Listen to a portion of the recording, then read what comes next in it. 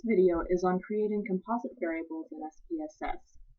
First, go ahead and open up your data in SPSS. For this example, I'm using a data set that contains imaginary people's ratings of how much they like different popular soft drinks. If we wanted to compare each of these, we could just run the analysis as it is. However, what if we want to know whether people prefer Coca-Cola brand sodas over Pepsi brand sodas? Or, if you look at the data, you will see we have 4 different brands of root beer: Barks, Mug, A&W, and IBC. What if we just want to compare root beer flavored sodas to other flavors rather than the specific brands?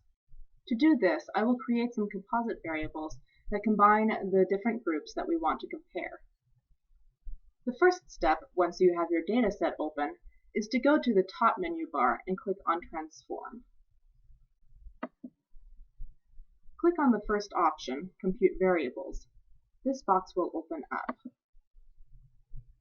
You have to give the new variable a name.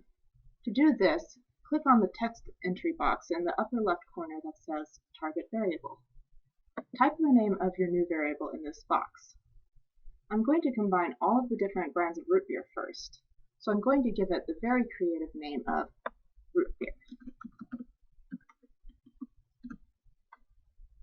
Note, you cannot have spaces in your variable name, and you also cannot start the name with a special character or with a number. So if you start to have an error, that's probably the problem if you've already done that. Below that, you will see a little button that says Type and Label. Click on this button. A new little box will open. Under Label, enter a short description of what the variable is. For mine, I'm going to call it All Brands of Root Beer. You can have spaces in this one, so it allows you to better explain what that variable is. Below that, you see numeric and string.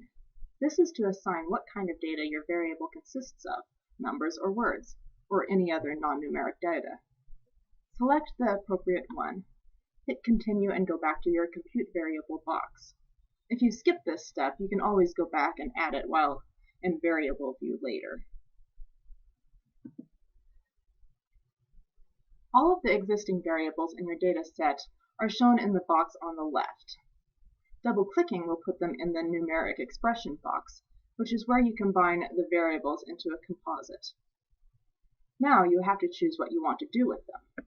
If you simply want to add them together, just click on a variable that you want to add, and then hit the plus sign. And then click on the next variable, and so on. However, what you're probably going to want to do is to get the mean of all of your variables. That's what I want to do with this example. I want to compare average scores of root beer in general against the mean of other flavors. To calculate the mean, go to the Function Group box on the right. Scroll down to Statistical and click on it. Below that, a box will now contain different options, including mean. Double-click on mean. Now you should have in your numeric expression box mean with parentheses and 2 question marks. Where the question marks are, you should now put your variables separated by commas.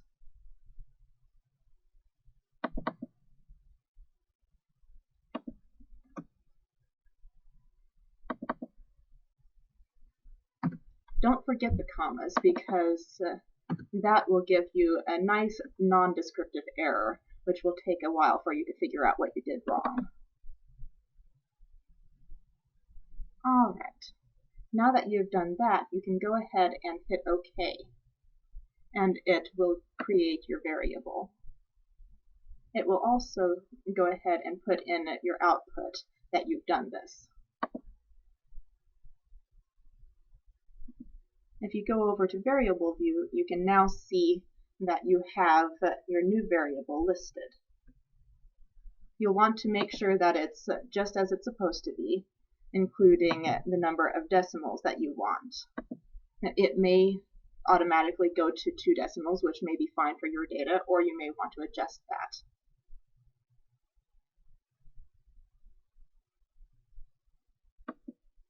Also make sure that the actual numbers that you've gotten make sense. If it's all correct, now you can run your analysis. Easy, right? Well, maybe it wasn't. Maybe you got an error. In case you ran into some problems, here is how to troubleshoot, including how to troubleshoot the most common problems. If you are calculating the mean and you have missing data, for instance, if you look, I have made it so that Sprite is missing some data, as is Sierra Mist and Mountain Dew.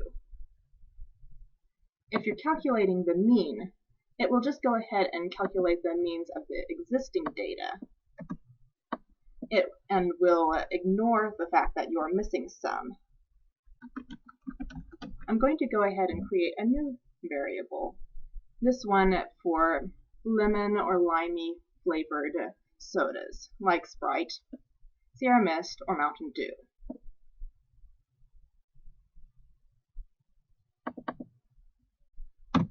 I'm using mean again, but this time you can see that it doesn't like it when you don't have data.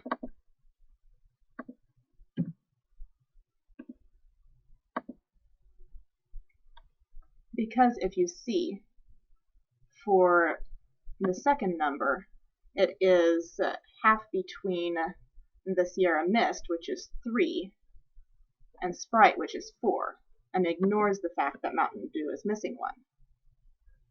Now let's try that again, only just adding, because adding does something very different.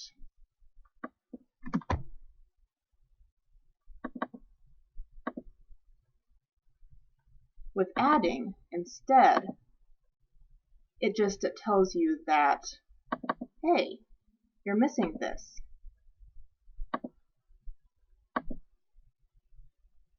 It leaves the little dot there, which is good for letting you know that you're missing data, but also doesn't provide you anything useful. If you're getting the error that says incorrect variable name, that also is a pretty common one, and will often mean that you forgot to separate 2 variables with a comma. It's very annoying because it doesn't necessarily tell you what you're doing wrong, it just tells you that you are doing something wrong. Another one that you may get is, as I stated before, one that indicates that you have an illegal first character, which basically means you need to change it to your target variable name to starting with a regular letter, rather than a number or a special character.